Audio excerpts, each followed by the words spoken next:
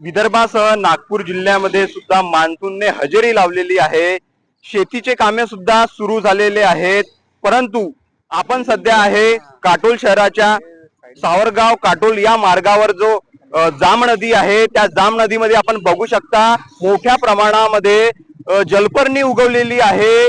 दुतर्फा जलपर्णी आपल्याला दिसत आहे। झुडपे सुद्धा मोठ्या प्रमाणामध्ये वाढलेली आहे।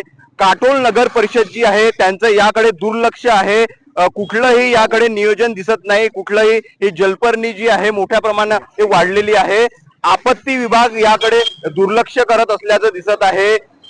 याचमुळे ज्या नदी लगतचे जे घर आहे, जे पावसाचं पाणी असो किंवा इतर पाणी असो, सांडपाणी असो, शहराचं याच नदीने वाहते आणि या ठिकाणी याच मुळे पूर परिस्थिती निर्माण होते।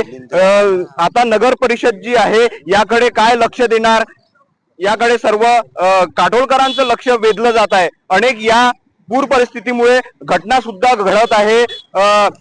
या घटनावर जे नागरिक आहे यांची जे प्रतिक्रिया आहे की हे जे नगर परिषद आहे यामध्ये दुर्लक्ष करतात असा सुद्धा सवाल नागरिकांचा आहे। विदर्भ न्यूज तर्फे रितेश सिंगारे, काटोल।